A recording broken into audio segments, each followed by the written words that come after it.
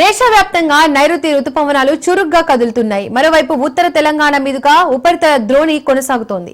నేటి నుండి తెలంగాణ వ్యాప్తంగా 4 రోజుల పాటు భారీ వర్షాలు కురవనున్నాయి. గంటకు 30 నుండి 40 కిలోమీటర్ల వేగంతో ఈదురుగాలులు వీస్తాయని వాతావరణ శాఖ వెల్లడించింది.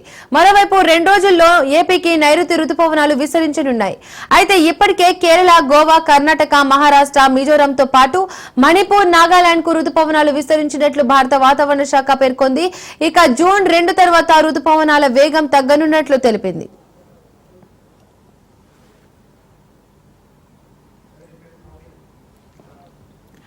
ఇక రుతుపవనాల రాక గురించి మరింత సమాచారాన్ని మా ప్రతినిధి సౌమ్య ఫోన్ ద్వారా అందిస్తారు. సౌమ్య, ఏదైతే మనం చూస్తున్నట్లయితే నైరుతి రుతుపవనాలు చాలా చురుగ్గా కదులుతున్నాయి. అయితే ఇప్పటికే తెలంగాణలో అయితే ఉపరితల ద్రోణి మీదుగా ఈ రుతుపవనాలు వీస్తున్నాయి కాబట్టి ముఖ్యంగా తెలంగాణ వ్యాప్తంగా 4 రోజుల పాటు భారీ వర్షాలు కురుస్తాయని చెప్పి వాతావరణ శాఖ అయితే తెలియజేస్తుంది.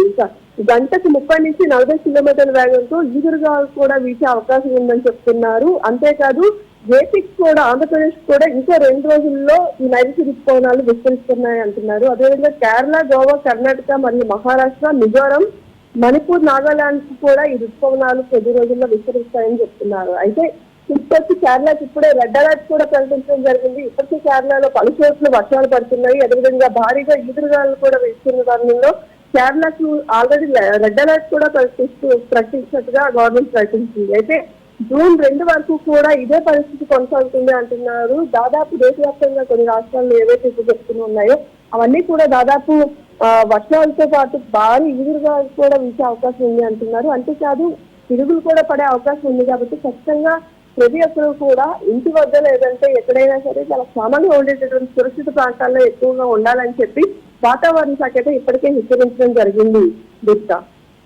Thank you Soumya.